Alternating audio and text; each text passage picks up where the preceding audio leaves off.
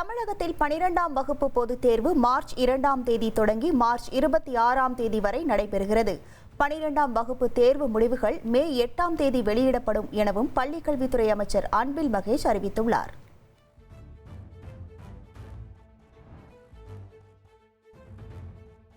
பத்தாம் வகுப்பு பொதுத் தேர்வு மார்ச் 11ஆம் தேதி தொடங்கி ஏப்ரல் 6ஆம் தேதி வரை நடைபெறவுள்ளது. 10ஆம் வகுப்பு பொதுத் தேர்வு முடிவுகள் மே 20ஆம் தேதி வெளியிடப்படும் எனவும் அமைச்சர் அன்பில் மகேஷ் கூறியுள்ளார்.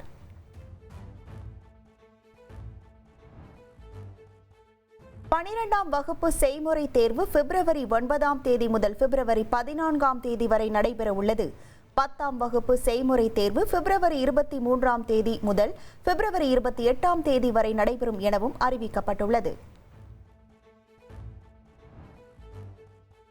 முதல் முறையாக இந்த ஆண்டு கணக்கு பதிவியல் தேர்வுக்கு மாணவர்கள் கால்குலேட்டர் கொண்டு செல்லலாம். மாணவர்களின் நீண்ட நாள் கோரிக்கையை ஏற்று அனுமதி அளிக்கப்படுவதாக அமைச்சர் அன்பில் மகேஷ் அறிவித்துள்ளார். தஞ்சை, திருவாரூர், நாகை, மயிலாடுதுறை உள்ளிட்ட மாவட்டங்களில் நாளை கனமழைக்கு வாய்ப்புள்ளது. புதுக்கோட்டை, அரியலூர், திருச்சி ஆகிய மாவட்டங்களிலும் கனமழை பெய்யும் என சென்னை வானிலை ஆய்வு மையம் தெரிவித்துள்ளது.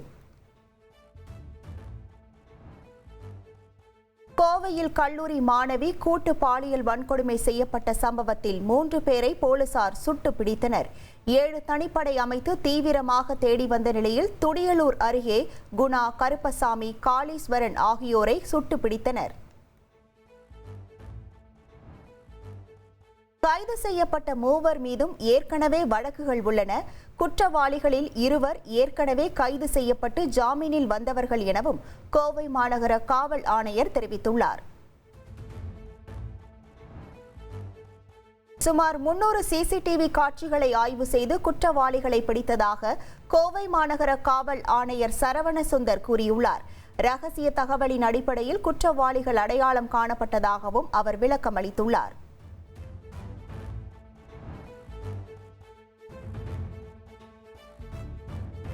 கைதான 3 மது அருந்திவிட்டு குற்ற செயலில் ஈடுபட்டுள்ளனர்.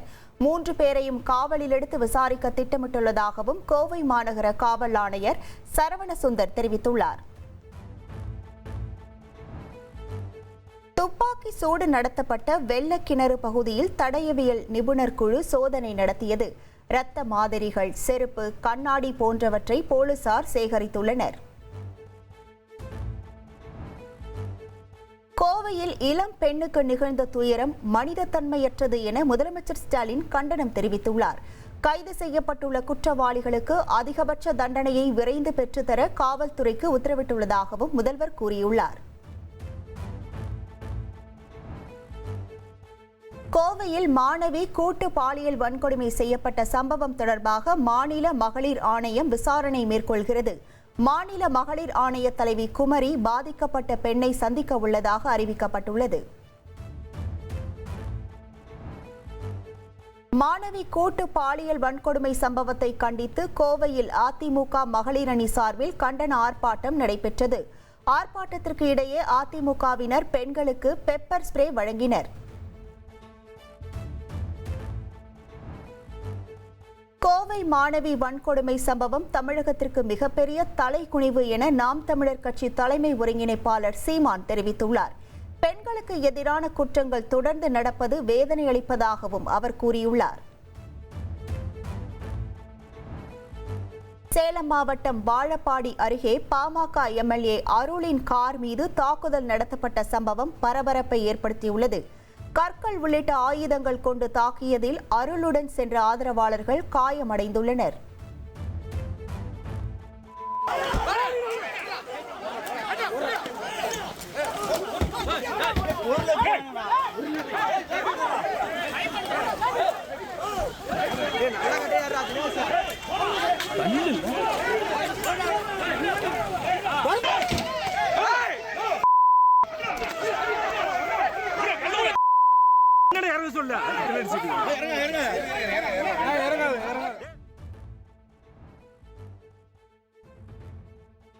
அன்புமணிதான் காரணம் என பாமக எம்எல்ஏ அருள் குற்றம் சாட்டியுள்ளார்.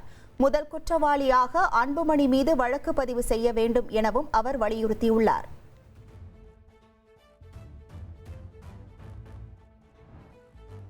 அன்புமணி பற்றிய பல உண்மைகள் தனக்கு தெரியும் என பாமக எம்எல்ஏ அருள் தெரிவித்துள்ளார். விரைவில் அதனை வெளியிடுவேன் எனவும் தன்னை சீண்ட வேண்டாம் எனவும் அவர் கூறியுள்ளார்.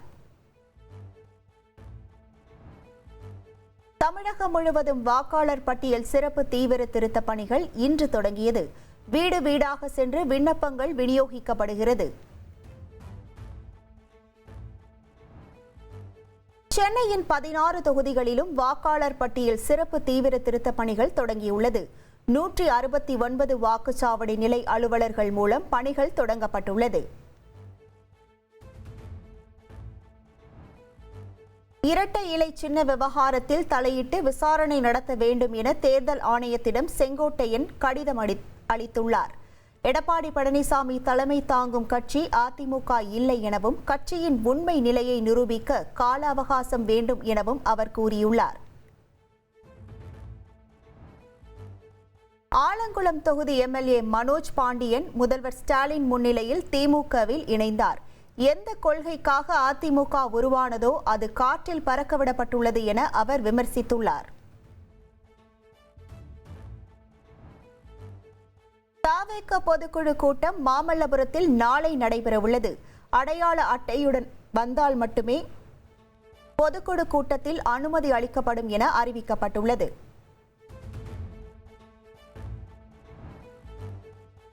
கரூர் விஜய் பிரச்சார கூட்ட நெரிசல் சம்பவம் தொடர்பான சிபிஐ விசாரணைக்கு 12 காவலர்கள் ஆஜராகியுள்ளனர்.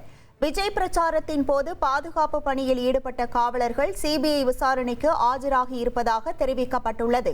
தங்கம் விலை சவரனுக்கு 800 ரூபாய் குறைந்துள்ளது.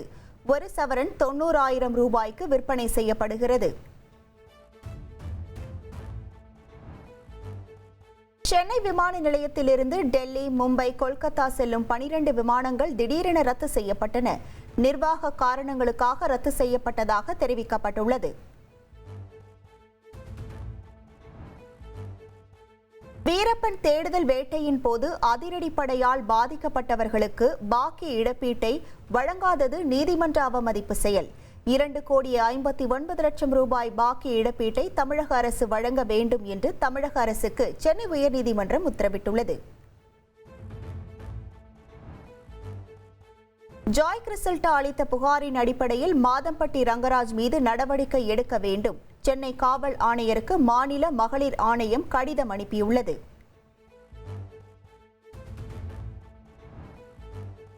ஜாய் கிறிசல்டாவை திருமணம் செய்ததை சமையல் கலைஞர் மாதம்பட்டி ரங்கராஜ் ஒப்புக்கொண்டார். ஜாய் கிறிசல்டாவின் குழந்தைக்கு நான் தான் தந்தை என்பதையும் மகளிர் ஆணையத்தில் மாதம்பட்டி ரங்கராஜ் ஒப்புக்கொண்டதாக தெரிவிக்கப்பட்டுள்ளது.